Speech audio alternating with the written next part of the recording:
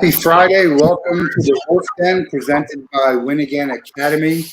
Mark Moyer doing some great things with his networking and informational events. Check out winagainacademy.com for more information. I'm Matt Wolff, founder and CEO of Ticket Time Machine. Today's guest on the Wolff Den is Doug Holtzman. Doug, welcome to the Wolff Den. How are you? I'm doing all right. Thanks for having me, Matt. Happy Friday. Yeah, great to have you here. For those who don't know you, tell everyone who you are and what you do. Yeah, well, I'm Doug Holtzman. I'm the Vice President of Business Development at a company called Sportsdigita.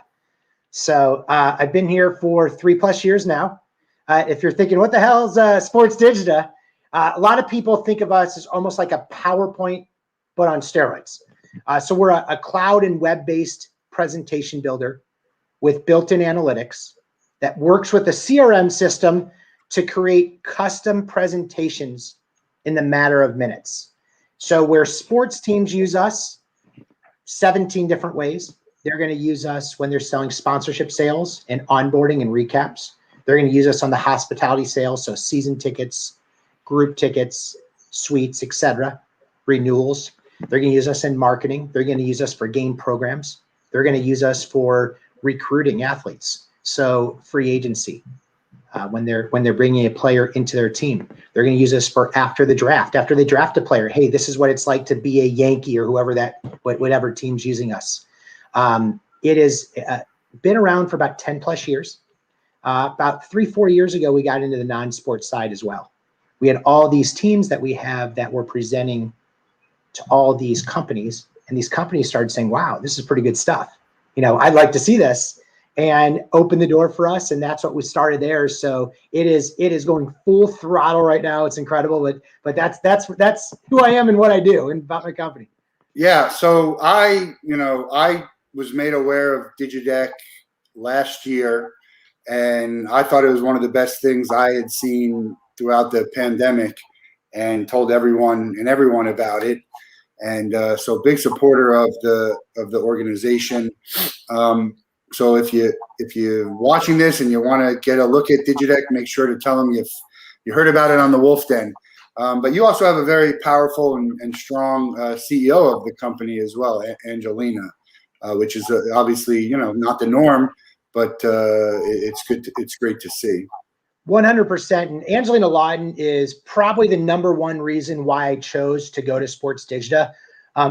I've had 15-20 years that on the team side of the business, and then I got on the agency side and technology side, and I saw how women were treated, both in sports and also in technology. And quite frankly, it was wrong. I say this all the time. Look at the Marlins. They finally bring in someone to be their head, their general manager. She should have had the job. If her name is Doug Smith, she would have had the job 15 years ago. So much overqualified for this position. It's crazy, right? And she's incredible. Well, that's what we have with Angelina. And she worked firsthand in sports. So she was with the Tampa Bay Lightning, saw the problems that teams were having, and then realized, what? I think I could make a business out of this, and started it. And we had 1 client, 2 clients. Now we have 450 clients, and she's just. I shouldn't say the A word, but she's kick-ass. She's awesome.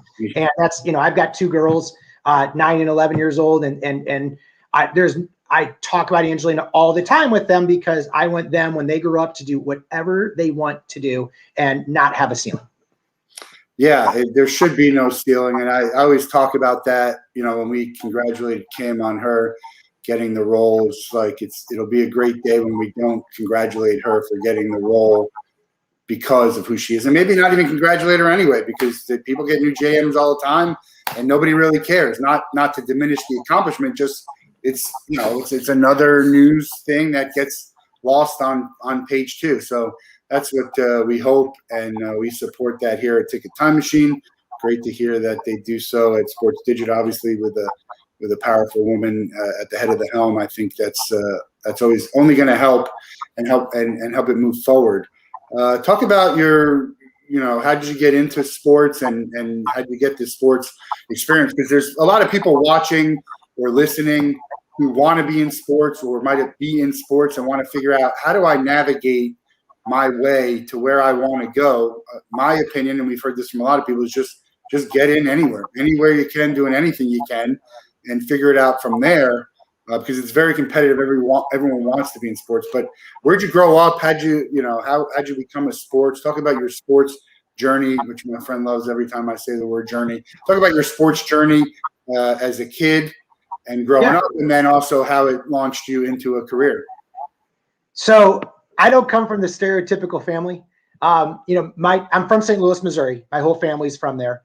And so my dad, pitched in high school, he pitched in college, then pitched for the St. Louis Cardinals in their organization in the minor leagues. His brother, my Uncle Kenny, was obviously he was a star in high school. He was an All-American in college, got drafted by the Chicago Cubs, pitched 15 years in the major leagues, 5 World Series wins, postseason 7 times, 2 no-hitters, was probably one of the top 5 to 10 best pitchers in the 1970s, but also was known for off the field. He helped get free agency. He helped get guaranteed contracts. He helped get arbitration. So I just told this to someone the other day. Players loved him. Owners couldn't stand the guy, for that one but he really fought for what all these players are getting today. So I was born into this family. So you can imagine I was kind of pushed a little to play some sports. So from day one, if you would have asked anybody in my family, what am I going to do? Or what's Doug going to do when he's older? They would have said either play in the major leagues or work in the front office somewhere, because I just knew, I had great people that helped influence my career even before high school. I was fortunate enough. I played AAU basketball. I was on a team with guys that all went to Division I, and then some went to the NBA, some went and played in Europe. But one of the fathers on the team, the player that we had, was Peter Sauer, who played at Stanford. His dad was Mark Sauer, and Mark Sauer ran the Pittsburgh Pirates. He ran the St. Louis Blues. He ran the St. Louis Cardinals. So he took me on literally when I was 5th grade, and he knew. And I used to go up to him all the time, like, Mark, Mr. Sauer, I'm going to have your job someday. And you know what he used to always say? Don't do it. Do not do it. I want you to go to college and get a business degree, go work in business, and then we'll talk later if you get into sports. He literally said that to me from 5th grade on.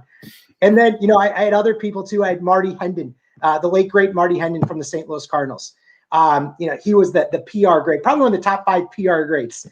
He went to high school back with my mom. So, these go years and years. So they helped literally. I started asking them probably when I was 7 what I needed to do to work in sports. How many kids do that? So I was fortunate. I progressed throughout, and I went to high school. I went to Kansas, tried to pitch, got hurt. I had a bum arm. Realized, as I said this, is, my dad got the changeup, got up to the minor leagues, and my Uncle Kenny got the fastball, got him to the major leagues. And as I say now, is I got the looks, and it got me absolutely nowhere. But but I went to college and realized, hey, it was going to be painful for me to pitch. And I focused my energy on what I needed to do to break into that business. I was fortunate enough too, is Ryan Robertson, who was on my basketball team and played at Kansas. He introduced me to Steve Shanwell with the Bulls, because if you remember, the old Great 8 tournament used to be played in Chicago a lot. So he introduced me to him, and he took me on his wing. So I had, again, 3, 4, 5 guys that were helping me.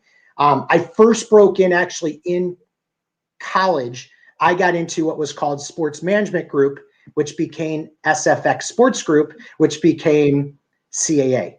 So the guys there, Jim Steiner, Jim Turner, Ben Dogra, Mark Helgman, and from St. Louis, these guys literally took me on their wing too. And I was doing stuff in college that people that were 30, 40 years old were trying to do, and they were getting me in there. They had the football and baseball division when I was there. So the football players were like Jerry Rice. Baseball players, the top guy was Ryan Sandberg at the time. So I learned everything there was about to be an agent. So, first of all, I answered the freaking phones. I do whatever I could, right? I went and got everyone's lunch, but then I was doing like research. So for instance, like when Jerry Rice got his contract to become the highest paid player ever in Most Valley and everything, I did a lot of that research for him on that side. took on some of these players that they had there that were like the right tackle, right? No one gives a you know what about a right tackle, but they saw that Jerry, gets a Rolex deal. They saw, gets a car deal, etc. And they're like, hey, Jimmy, I need to get one too. So guess who they called to go try to work with this guy. So, so I actually learned how to sell at a really early age. That's like wasn't Dan Marino in Ace Ventura when he was given the gloves? Was he given 100%, gloves? 100%. But I will tell a great story there too before I move on. So my very first day there, this was before, you could get, checks. You don't actually get a handwritten check, whatever, and then you take it to a bank. Now it goes everything on. It's all, with technology, it's easy, right? Well, so I'll stop you right there. I obviously won't have it anymore. I never had direct deposit. I always made my company mail me a check because there's a number of reasons why, but I always had them, so it makes sense for me to be in the printing world. But I've never had direct deposit. Well, you'll like this. So my very first day, they send Jerry his bonus check, the 49ers. And Jim comes into my area. He's like, hey, Doug, can you do me a favor and run this down to the bank? So I didn't even really look at it right there. And it's like, sure. And it's whatever. And then, so I'm running down, I'm in the elevator and I kind of look, I'm like, what am I even bringing to the bank? And I see, Jerry Rice paid to, and I see 1 0, and then I see another, it's like, I've never seen $1 million+ check in my life. Right. So the bank was right next to my dad's office. So I stop at my dad's office, who's a sports nut. And I said, Dad, like they gave me a bonus on the first day. Like, check this out. And I put my hand over Jerry Rice and he sees this multi-million-dollar check right there. So, no, but I love that time there. I wanted to be a sports agent and that's what I wanted to do. But I remember I graduated college at Kansas and I went into Jimmy Steiner's office and he goes, what do you want to do with your future? And I said, honestly, like, this is home to me. I think I can really help, blah, blah, blah. And he said, I'm going to give you some advice. And because I really care about you, I want you, if you can, go get your master's. But I want you, while you're getting your master's, to work. Because I want you to have all this information. And then you and I will talk in 2+ years, right, about that time. Because I want you to get, so number one is that you're going to get more, learning more stuff, but also getting more experience. And then let's talk, because I was young, I was 22. So I lucked out. I took it to heart. I lucked out. I met up with this little basketball player named Isaiah Thomas, who bought the, at that time, the CBA, which now is the G League. And he put me through grad school while I worked for him for 2 years. And he put me at one of his teams. It was called the Rockford Lightning. I went to NIU, which is Northern Illinois University. So it's a half hour from Rockford, Illinois. Rock Vegas, if you're, as I called it. And so while I was there, I started learning, right, all the aspects of teams. So selling tickets, selling sponsorships, marketing, game ops, you name it. The fortunate part is I was at the right place at the right time. So we had guys like Ricky Mahorn was one of our coaches. Stacey King was one of our coaches. Darryl Walker was one of our coaches. And these guys, like, I'm a basketball junkie, but I've been around, athletes my whole life. So look, you ready for this? They pee and poo just like us, right? I mean, as I say to people all the time. So I treat them just normal people, right? These are normal guys. And so I was talking to someone yesterday, literally one of the most famous basketball players in the entire world. I wasn't talking to him, but I was talking about him because there was a thing. I said, he puts his pants on same way I do. Same way, his time is no more valuable than my time is to me. No question. To everyone else, yes. Yeah. So I took, and so I treat these guys as normal and they treat me as normal. I didn't, and so they took a liking to me. I took a liking to them. And so we used to go out all the time and I loved hearing stories because I was a Larry Bird guy. I was a Celtics fan, and I couldn't stand Ricky Mahorn because he was a, freaking Piston, that one, the Nasty Boys that he was on and all this. So it was great. But it was interesting there is I started learning everything about how to sell and how to service, how to onboard, and all this stuff, right? So to this day, anybody that I ever in contact with that has currently works or have worked in minor leagues, I give props to because A, you've learned the whole business. B, you're able to do 12 to 15 jobs at once. and you're doing it for the love, and you're doing it because you want to get better, all this stuff, right? And mad props that is a tough job to do. As years went on, you start focusing more. So you're only really doing one or two things at the end of the day when you're, it's different levels. So, but absolutely love that time while I was there. Also had a guy named Tim Salier that was my boss. Tim goes from there and goes to San Antonio. He's been there ever since. He's been their vice president. So kind of cool too that they use Sportsdigita now. So it all comes full throttle at the end of the day. Yeah, I had someone talk to me who was saying, look, I have a lot of respect for what you're doing, because he says, I didn't realize how hard it was to not have a $1 billion brand behind me. So to your point, when you're talking about the minor leagues, a lot of them aren't really profitable at all. So to be able to sell that stuff is different than even where you're sitting today, right? You have the Yankees, you have the Twins, yep. The Spurs. So, it's not an easy sell, but it's nice to have in your pocket. No question. But so I was there 2 years. I will tell you one good story since we got a little time. So all the stories. The first day, this is one of the all-time games. So you got to remember, as you see Kansas in my background right there, there's two things in life. I probably two teams I would never work for because I don't want to know they're ugly. Unfortunately, sometimes I do, right? Is Kansas and Chicago Cubs. So I enjoy it as a fan. I don't want to know any of the crap. I want to just I haven't missed a basketball game 20-something years, at Kansas, at that. And so anyway, love those. So Stacey Kings gets hired as our head coach, and they're bringing him around the office.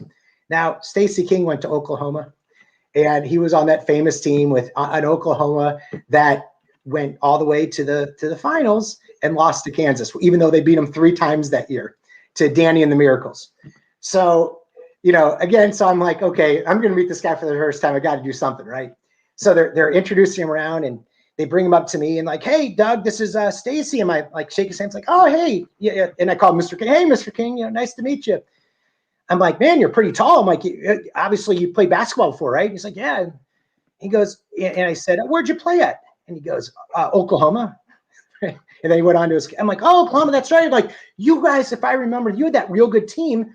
Didn't you win the national championship? And he goes, oh, actually we lost in the finals, Who'd you lose to? Kansas. And so we go on. And at the end, he goes, where'd you go to school? I said, University of Kansas. So he chased me around the office. We've been friends ever since. So I had to set him up the first day, but and Larry, every time I talk to him to this day, he gives me a hard time about what I did the first time I met him. Oh, but you gotta be able to joke around. For sure. But I was there, and then out of the blue, I got a note from the New Orleans Saints, and they wanted me to come down to New Orleans, and they wanted me to interview for a corporate partnerships position. And I remember they called me like, hey, when you want to do it? And like, hey, can you? And they literally flew me down the next day. Never been to New Orleans. I fly down the next day. I'm got curly hair. You should see how curly it was down there with the humidity. And for 24 hours, they're grilling me with questions, and I'm interviewing with everybody. And it was when Arnie Philkos ran the company. And it turns out Arnie was the old commissioner of the CBA before I was in the CBA there. He was from Chicago, has Chicago ties. His favorite player or his favorite team was the Chicago Cubs. His favorite player was a guy named Ken Holtzman. So it kind of lucked out when I got to the final office right there. But Arnie brought me in. I was actually the youngest corporate salesman in all the NFL. So I was 24 years old. That's the guys in my department were all in their 30s. We brought in an intern that was 29. I remember. I was like, oh, this is weird. But what I had to do is I had to work harder than everybody else because they're like, oh, look at this kid. And that's how I was knowing. I was like, hey, this kid right here is coming in, so I if someone did things, this much, I had to do things that much, and really work my ass off. We were very fortunate. When you work for the Saints, you own the building. You're on that building part. So we had the Super Bowl that was about to play there. We had the Sugar Bowl every single year. We had the Final Four that was there. We had, which is the old BCS championship game that was there. You had the Bayou Classic. So it was the first time in my career, especially in sponsorships, where I started taking a look at things like, holy cow, I'm not just selling the Saints, especially when it comes to signs. I'm selling local, I'm selling regional, I'm selling national, I'm selling international. Yeah. And we have this freaking game the Super Bowl about to take off here that's worldwide. I mean, holy cow, this is what I could do. And that was really before like the Nielsen's of the world had that Nielsen Sports where they're, looking at a sign and, hey, this is what a sign's worth, for versus like all 30-second TV spots. Like that was before that. So it was pretty fortunate. I brought some major partners in. I enjoyed it, worked my off, and was there 5 seasons. What I learned there, it was the first thing I've ever learned in that is that a lot of times you're there, you're getting better and better and better, but guess what? Your boss enjoys his or her position and they're not moving unless they're moving them up, right? Well, my boss back then is still there. That's 20 years later. So, and that's Ben Hales, great guy, but he's still freaking there. Mike Stanfield on the ticket sales side, still there, So I realized after 5 years, like, okay, I'm at a point in my career where I'm kind of like at this team, I've probably done all I can do. So I'm either going to be satisfied and just keep on doing this and bide my time, or do I kind of take my talents, right, and find a place where I can kind of further my career a little bit. So there's more experience or, where I could almost be the boss now or do this and just do different things. And in sales, you can do that. You could stay with a company for 25 years and have a very good career because you just want to sell. You don't want to manage. You don't want to direct. That is spot on, Matt. And so I started looking around and I got a call from the Tampa Bay. They were the Devil Rays back then. And they're like, hey, you want to come down? And I'm like, yeah, you know what? Why don't I take I'll take the call. It was Matt Silverman. Matt and I have literally 10,000 of the same friends. Half my fraternity that was from Dallas grew up with him, so they introduced him. He was going to be a part of the new ownership group. He was already down there. They were going to take over. So I fly down there, and irony is, by the way, I'm on the plane, and I got my coat and tie on, and behind me is one of my sponsors for the Saints. So he looks at me, it was Outback Steakhouse. He goes, so Doug, who are you interviewing with? So, which is kind of funny. So anyway, so I go down there and I turn them down. I was like, look, I'm like, you're the Devil Rays. I mean, your stadium stinks. The team stinks. Like, I don't know what the heck I could do here because it's not going anywhere. Like, and so I thanked him, but I turned him down. Went back to New Orleans. So that was the Thursday night I fly back. Friday, we have a preseason game. And then there was something in the ocean called Hurricane Katrina.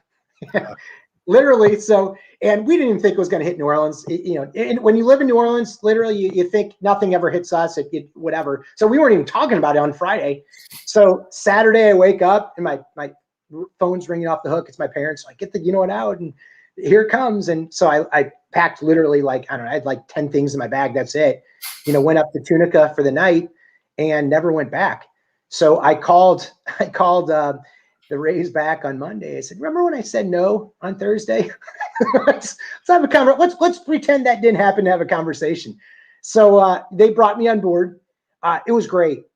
I was a part of a team that helped, change the Devil Rays and turn them into the Rays, that new ownership group. You had cool guys. You had Tom Hoof, who they brought in for marketing. You had, guys like Clark Beacom, who are now at Austin FC. You had Brian Killingsworth, who's now at Vegas. You had Kerry Cox, who's now with the Bucks, and all these very cool people that were there. Rich Herrera was in charge of radio.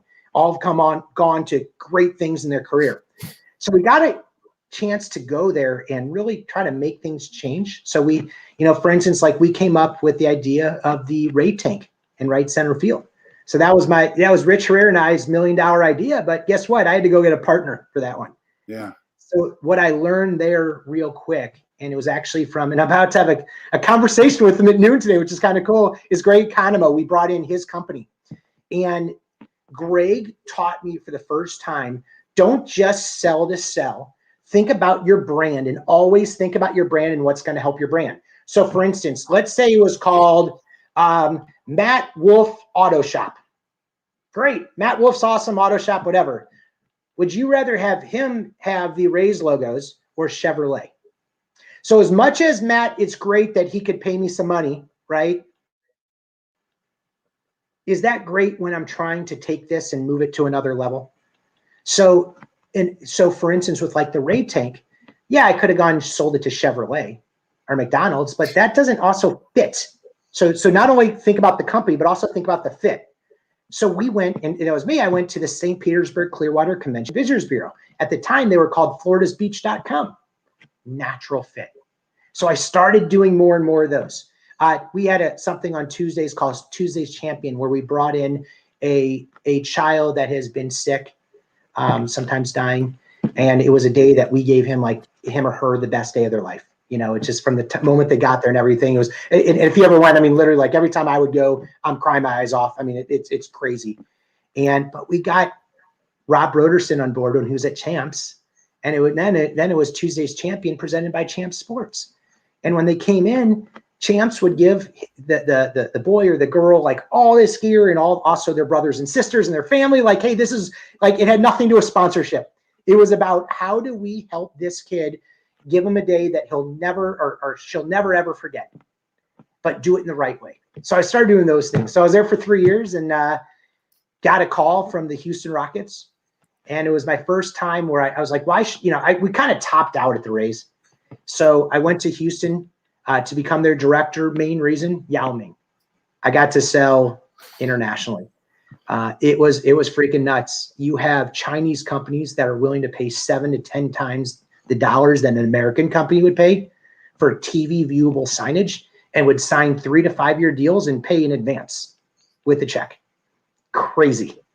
And over there they called breakfast with Yao, because breakfast with them is the night before with us when the game is. So they would watch, and the viewership would be like Sunday Night Football for us. Crazy. And then they'd show the rebroadcast at night. But that was also when like the height of Kobe Bryant and all these other guys are in there, the world. And so, I mean, basketball was going to Michael obviously got it up here, right? But you see that a lot. You see that a lot, Jeremy Lin and Hideki Matsui and Otani. So it's, Ichiro. It's always been a huge thing when their star comes in and does well by where we are. For sure. Otani, by the way, it's funny. I'm a stats nerd. Side note, like it is freaking nuts to watch him, because he is doing what Babe Ruth did before he became a full-time pitcher. A full-time hitter. It is crazy. I mean, Can he win the home run title? They're going to give him a shot. I'll tell you that. They're going. Well, let's just say this. He's not going to bunt a lot, so he swings he swings. He's got a hell of a swing, but he's going to break a lot of records. Staying healthy, he'll break a lot of records. Yeah, I'm excited to see. Because we used to think like the pitchers always used to hit when you're in high school, even when you're in college. Like I remember Brad Wilkerson was a great pitcher for the Gators, but he was a great hitter. He got drafted by the Expos, and you just think, all right, well now we've invested so much money in you to pitch that we just don't care if you hit or not, because we have a DH or it's okay, hit whatever. So it's great to see him be able to do both. And very impressive. It's funny that you say it. So my dad and I were having a conversation the other day. He's like, I mean, think about it. Growing up, the best player was usually the pitcher, the shortstop, and maybe the center fielder, right? But those three, but the pitcher probably batted second, third, or fourth in the lineup. And then all of a sudden people are like, oh, they can't hit. They got to concentrate on hitting. Why not? Especially now with the DH, like, or put them at DH in the off days. Like a pitcher in the off days is basically just resting and running, doing workouts. And especially now, they're doing more working out type stuff, but why not? I mean, the guys that are incredible. And I think we got so much like a pitcher needs to do this, and that's it. And you forgot about how good of freaking athletes these guys are. Like this guy's off the chain of what he could do. Yeah. He also helps, by the way, when a guy named Mike Trout bats behind you. So you get a lot of fastballs, but I love it. I could talk about that the whole day. Yeah, and they had Pujols who just got left, and they never win anything.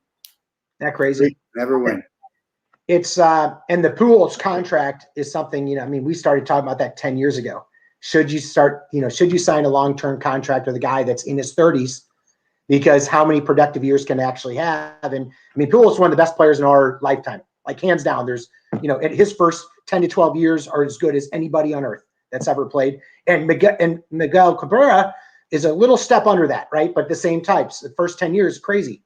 But what happens then when you sign that long term in years 6, 7, 8, 9, 10, and you start to see it? And again, I loved Pujols when he was off the Cardinals, not being a Cub fan, not when he was on it. But I mean, they got mad respect for that guy. Yeah, well, the players demand it. There's no other reason other than the players say, "Look, I'll sign with you, but give me, 10 years or 8 years or 6. Otherwise, it should be a 2-year contract and options and that's it. Performance, almost a performance contract. Like bet on yourself.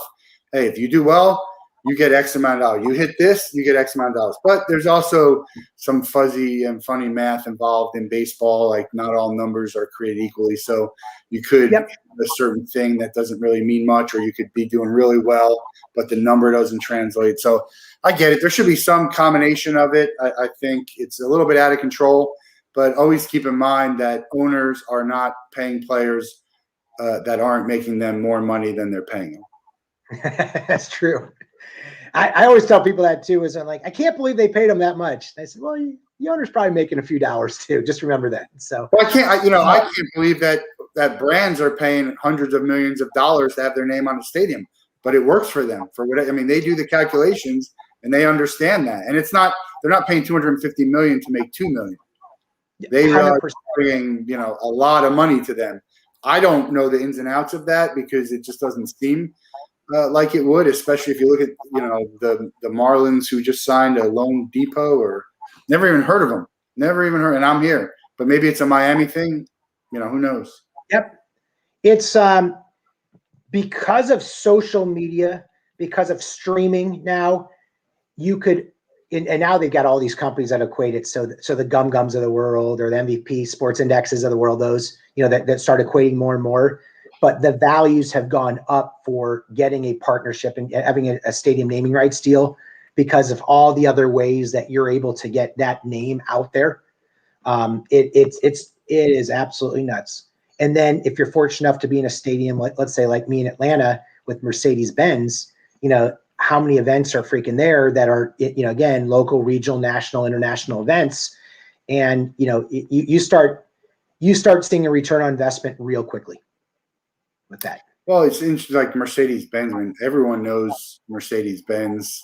I'm not going to buy a Benz because they're naming, but it works because they have all their whole brand and a whole other side of the business that it works for them. So kudos to all of them who can get that. I give so much credit to Mercedes-Benz. It's actually a great fit for Atlanta. I'll tell you what. Number one is it's a first-class stadium.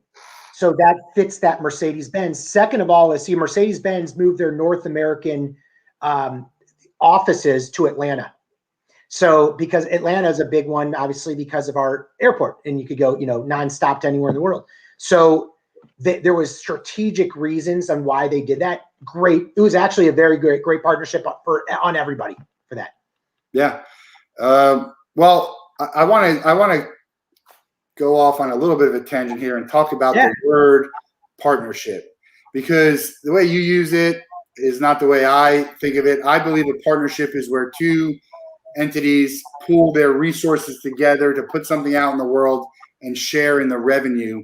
I think what you're talking about is sponsorship, and ultimately sponsorship involves sales, and sales is kind of like, we don't like to say we're sales, but we really are sales. So a lot of sponsorships put it out there as partnership. It's confusing when I reach out to people and be like, hey, I want to actually do a partnership where we can buy our resource and put it out there. And then, so generally the people who are called partnerships and I call them, they're trying to sell me on this. So it's just, look, it's not, I guess it's semantics in a way, but I do also think that there is the term partnership, you can spin it to that you guys are partners and you work, right? There's elements of partnership within it, but I think it's, I don't know. I'm not a fan of that word used elsewhere. I think it really started in sports on the sponsorship side of the business probably 10 years ago, and then it's been used ever since, because when people were going in like myself, when they say, hey, we want to talk about, you doing instead of saying words, Sponsorship with us, you equate money, right? Alone, like, oh, I am paying you for a service, whatever it is. And I think we started using as partnerships because it wasn't just like, hey, I am going to buy an ad and I get this and that and this, right? These 5 things or 4 things. And it became like, okay, as being a quote unquote partner of the team, you get all these other extra benefits. So, and especially when you start talking like NFL teams where less is more, where, most of their quote unquote partners, right, or sponsors get marks and logo use. So now when you're at the grocery store, right, you are seeing, I'm making this up, you're seeing Coca-Cola and the whatever team is on that right there. So where they're paying for those rights, but they're mutually benefiting because they are actually, getting stuff back, getting to entertain in ways that you can't just normally, the normal person can't pay to do. So for instance, I'm making this up. Hey, I could take 2 people on the team plane when they go to London, the Atlanta Falcons next year to play whatever team they're playing, right? So I'm taking, the whatever team is taking some of their partners and going on. So I think, again, that, yes, it's sales when they say. Yeah, you get extra access, but, you're paying for it. When I say, look, I want to partner with Kansas to offer a commemorative ticket, and we're going to put it out for sale, and I'm going to get, the percentage doesn't matter, but let's say you get half and I get half. But it's okay. It doesn't matter. I'm just saying I wrote an article on it on LinkedIn, and I'll fight till I'll keep saying it because there should be a difference. There is a difference in the relationship, and and they're both fine. There's again, sponsors are not paying for stuff that doesn't benefit them. They understand what they're getting in return, and I think sponsors now have to kind of.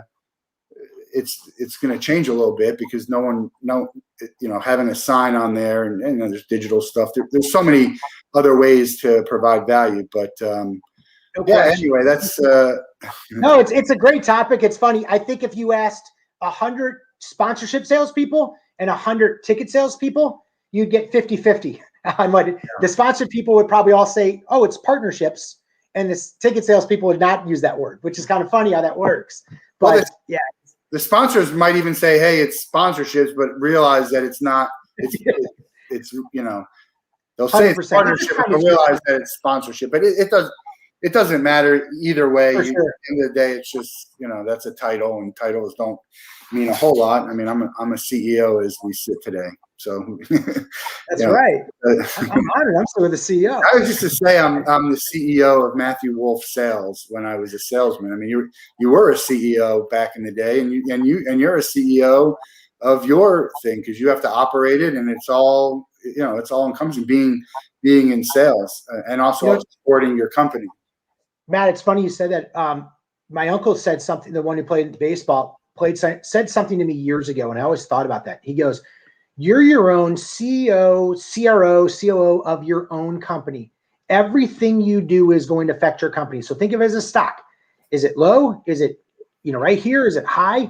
So think about that, right? You're always the CEO of your company, and what you do is going to affect everything, which is kind of cool. So I've always thought about that in myself, like, yep, I'm CEO of Doug Holtzman Inc. So how am I going to better myself and better my family? So I think about that all the time. Yeah, and you're also, I mean, you're not the face of, but you're a face of Sportsdigita. So whatever you're doing has got to represent them well, and so that's why you see a lot of companies, letting people go for making it look bad for them, or making the statement, hey, this is not how we think, just because. And everyone should have a right to talk about what they believe, but now we're talking about freedom of speech and consequence of speech. Yep. It's another topic that could be a whole episode. That's right. And I'm very outspoken. I'll be the first to tell you I'm very outspoken about what I believe in, and I'll come on this show and say it. And if it offends people or certain people don't want to do business with me, I'll take those consequences. I talked to a business owner who's a friend who is out there. I'll use the word out there, but would never come on the show to say, because he says, how's that going to help my business? So, I don't know. I believe what I believe, and I speak what I speak, and I'm authentic and genuine about it. And I feel like I'm on the right side of history. So it's okay. Like, not everyone, it doesn't matter whether you say that stuff or not. There's going to be a ton of people who aren't going to like you, right? There's going to be people who like Coke. And there's going to be people who like Pepsi. That's right. There's enough people in the world for both of them to do. And for people, for sure. A lot of people, a lot of opinions. Yeah. So that's it. But you do have to be careful. You're for yourself, right? Because you could say something that could really derail your career. And I know a few examples of that. And then I know a few examples of people who said something stupid when they were younger, and they're now, they've gotten past it. And it's just, now is a little bit more difficult to get past it, right? Like you said, the social media and cancel culture. But yeah, I know someone who got fired from a news company and is now prominent on a major news network. Got fired or whatever. So it's funny that I mentor a lot of this next generation coming up, and I always say, I'm like, just remember, as soon as you type that and you hit return, right, and send, it's out there for life, whether you take it back or not. And just, you got to remember these things, right? And just, so think about, yes, LinkedIn is more business, right? But even if you put it on Instagram or Facebook, from a social or Snapchat, whatever, like, it is out there. And it amazes me. It amazes me what people will put in writing. It's crazy. I'll tell you XYZ till I'm blue in the face. Mm-hmm. I've never put it in writing, but I'll tell you. But now there's video too. Yeah. But oh my God, the crazy stuff that people, and I'm not even just talking about like the absolute crazy stuff, just even stuff that you think is like kind of benign, but it's like, for sure, you're gonna put that in writing. Like, someone asked me to sign some things. There was a couple instances in my world when I was working for someone, they wanted me to sign something like, there's no way I'm signing this. Like, I'll tell you you're right, but I'm not signing it that you're right. So it's it's crazy to me. People don't think, even in the world of social media with the screenshots. I mean, within 30 seconds you can delete it. Someone's got a screenshot of it. No question. And there's a lot of times where you get slack, where like even LeBron the other day, like, dude, just stand by your comment. It's okay, because it's out there anyway. Yep. Just stand by it. It's funny you bring it up like that. So I know a lot of my sports agent friends, they always advise their clients, so these players, is, okay, if you're going to tweet something, write it down first, look at it, walk away for a few minutes, come back, look at it again, walk away for a few minutes, come back, look at it again. If you're not sure, send it to someone else to look at, and then go. So don't just bam, because just settle down. I know it's important or whatever, but just wait a few minutes right there. Think about it. And again, is take a deep breath and make sure this is what you want to put out there, or have someone look at it. Again, it's crazy world we live in.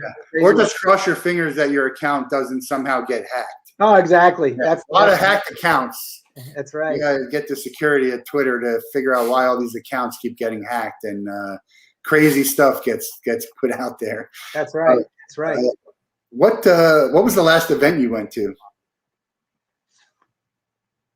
So it was February last year. What the heck did I go to? I think it was the Atlanta Hawks game in February was the last time I went to one. Hawks are in, man. That turnaround is incredible. I love it. It's not even just that. Them, the Suns, the Knicks. I mean, think about those teams. Didn't make the playoffs. You're right. Suns have the best record in basketball, I think, or at least in the West. Hawks are going to make the playoffs. Knicks are surely in the playoffs. All teams that were terrible. It's amazing on that one, and I'm curious to see the Knicks, and I'm curious to see the Hawks for a few reasons. I think they're both very desirable places for free agents to want to be at, for different reasons. I would throw Phoenix in there too. Yeah, Phoenix. Well, also with Phoenix, you've got the no tax right there, which helps as well. But I think with those two, you got places, and then you've got like with Atlanta, you got Trae Young. I hated him when he was at Oklahoma because I'm a Jayhawk. But man, he is fun to freaking watch. He's brought an excitement to the team. I think you're going to have some free agents like, I want to play with this dude, and I can't wait for their. Obviously, let's see how far they go, but I can't wait for that offseason to see where they go next year. Yeah, I think there's still a few pieces away. The Knicks might be also they might get pushed around a little bit in the playoffs. The Suns, I think will do well. I think they're still a little bit away too, but they have some excitement. Booker and Ayton, and you got Chris Paul out there, right? It's going to be a fun playoffs. I might watch more NBA now than I did before. We had a guy in Gainesville, Teddy Dupay, who's the all-time leader in Florida, and he was Trae Young. He was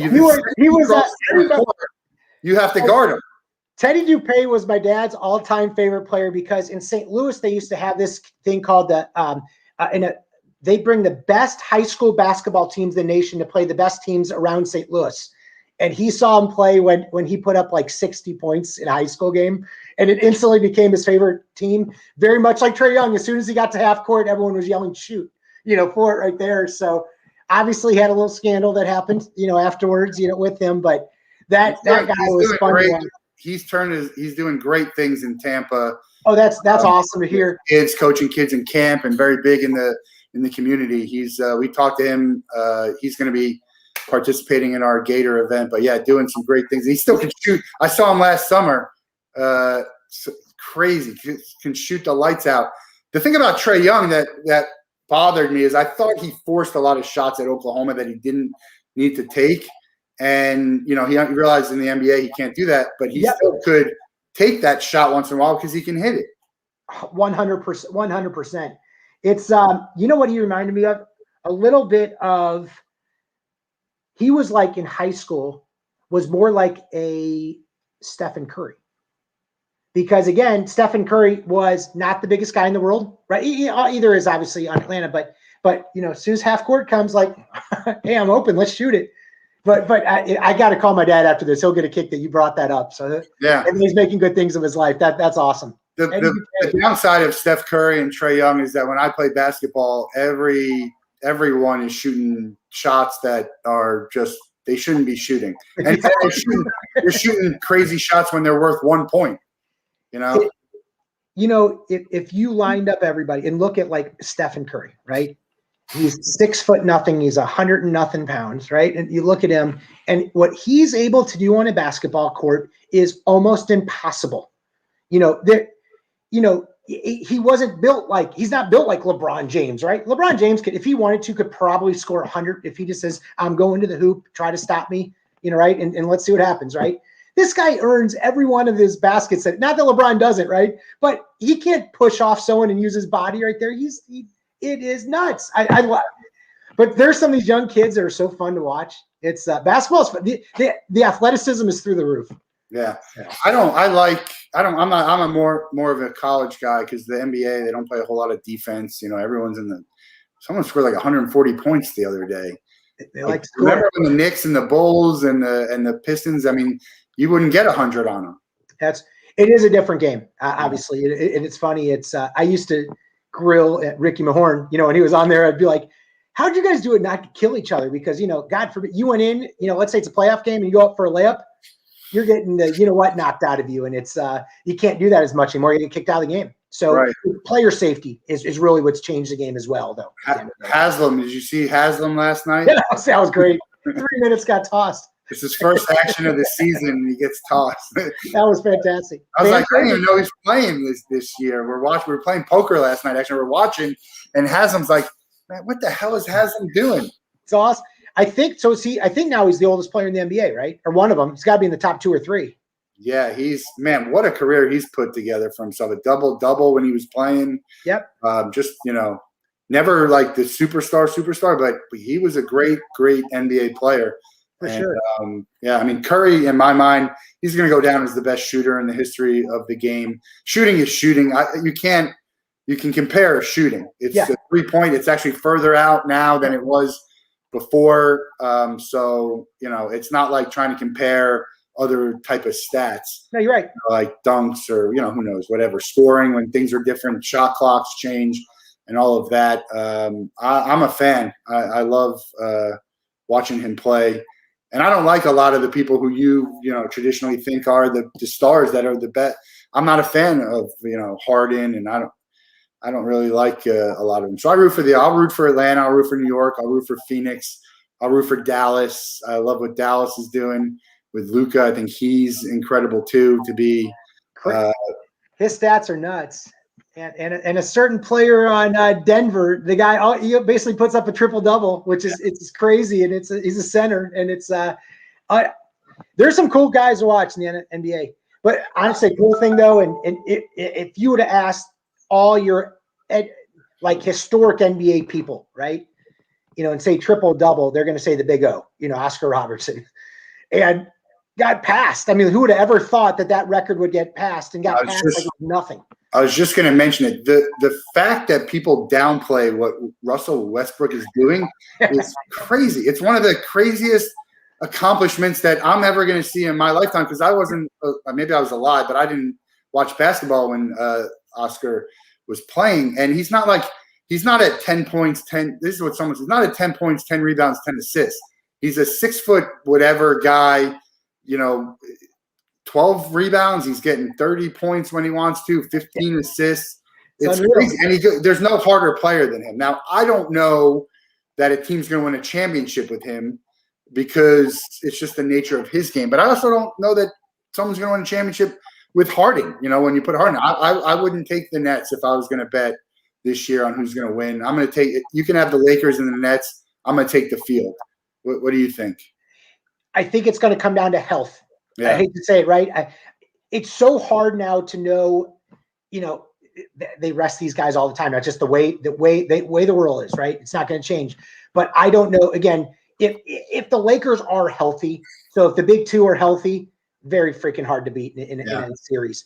And then obviously, you go to the Nets. If the big three are healthy right there, again, very hard to beat. I don't know who's healthy and who's not. I wish I could see that crystal ball behind the door and see what's going on. But again, I could see a dark horse coming in. But again, LeBron just do the numbers. He's in the finals every freaking year. He figures out a way. It's hard to bet against LeBron. Yeah, it's hard to bet. Win or lose, he's going to probably figure out a way to get to the finals. Then you got to win from there. But I actually love the play-in tournament. I think the new formats in all sport like this, and with what baseball did last year, I love that stuff. Yeah, why not make it fun? If not, it's over in the first 2 months of the year. So now you have more teams available. Yeah, I'm lukewarm on it. I'll see. I like the action of watching it. I just don't know if I like the actual framework of it, because I don't know. It's also difficult in this where, like, the Lakers with injuries, they're going to be a 7 seed, and even in hockey, the Lightning last year Stanley Cup champions they just lost to the Panthers, so now they have to go on the road. But these guys come back. They're not a 3 seed. They're a 1 seed, and maybe the best team in the league. So it's that throws it off a little bit.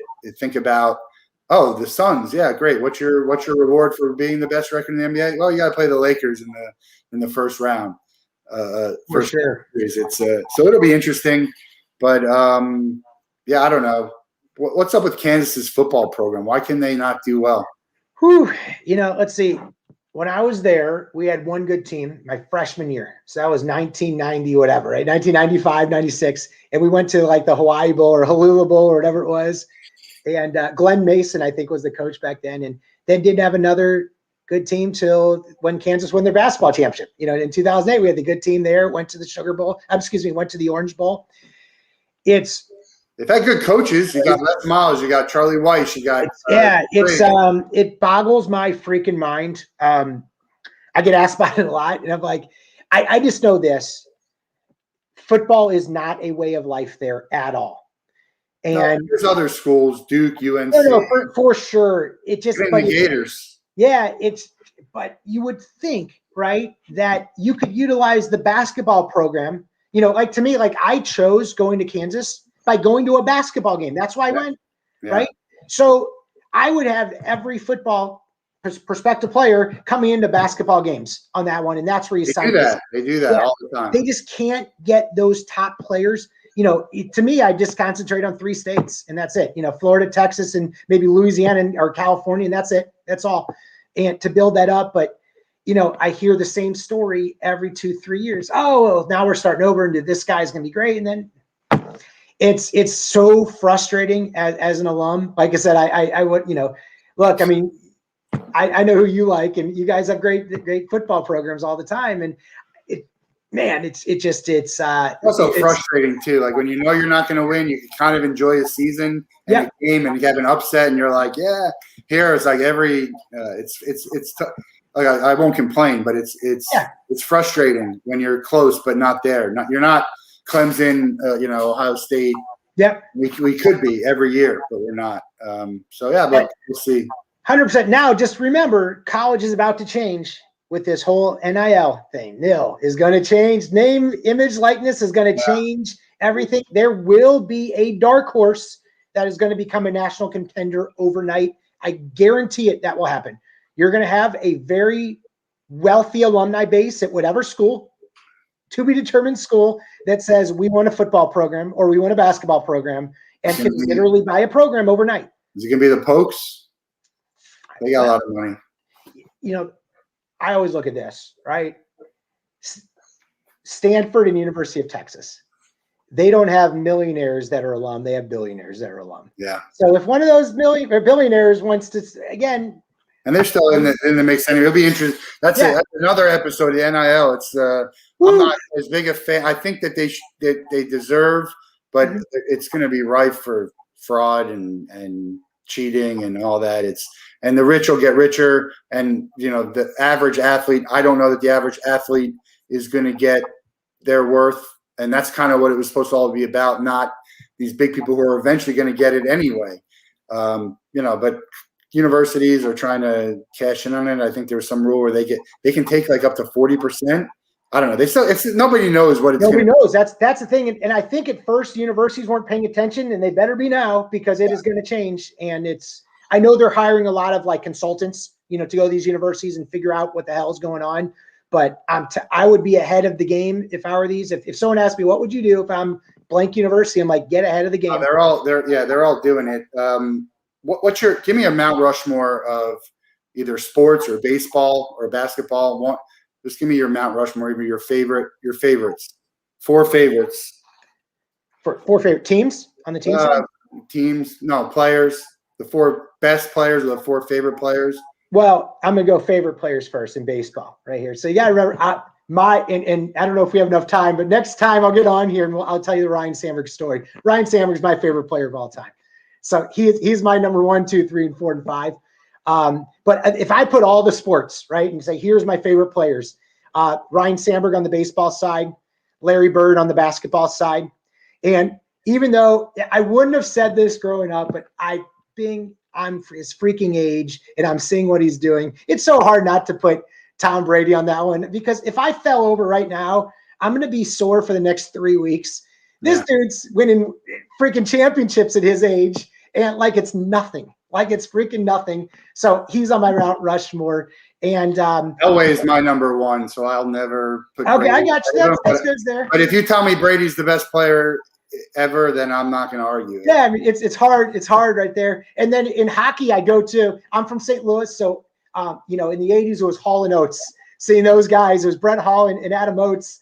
And it was great, and I used to love going to those games. I just had a conversation with all the guys at the Blues, and I was going back to like memories of growing up, and it was just crazy. I'm New Jersey. My Mount Rushmore right there. Marty Brodeur is my number 1 growing up in New Jersey. He was just a hell of a goaltender. Gretzky, I think, is the best hockey ever. Don't sleep on Connor McDavid, man. This guy, you're right, doing it. He'll never do what Gretzky did, but I always thought like Teemu Solani and Crosby were going to be that, and they're great.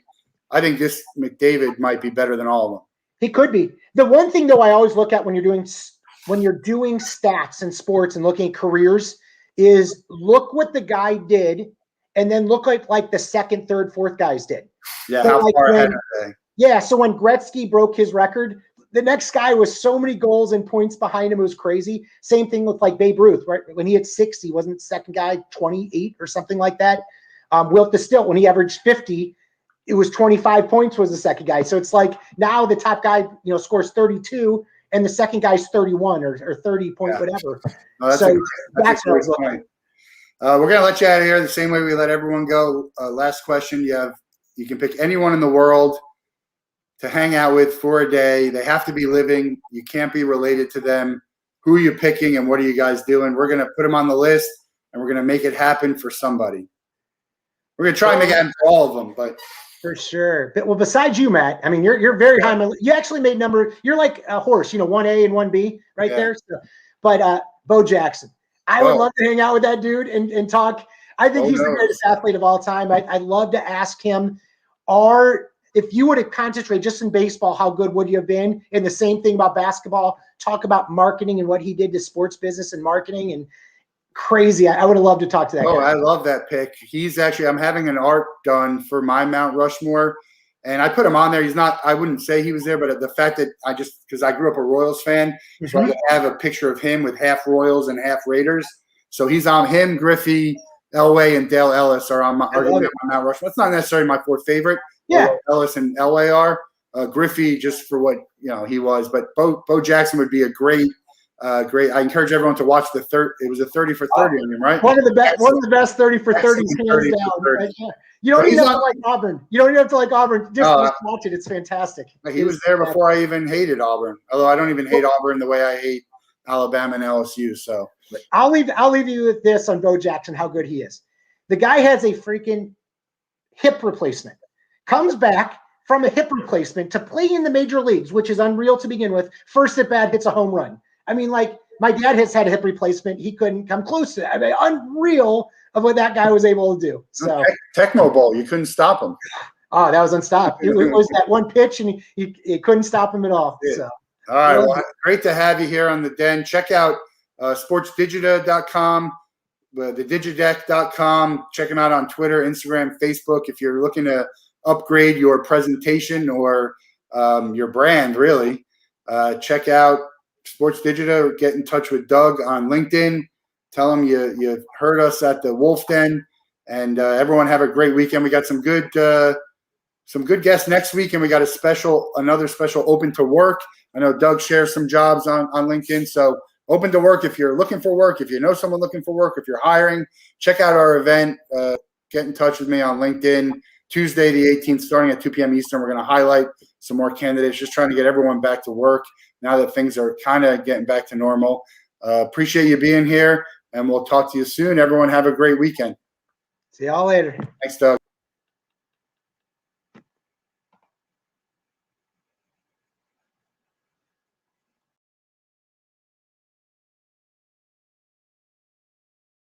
Studio without ending.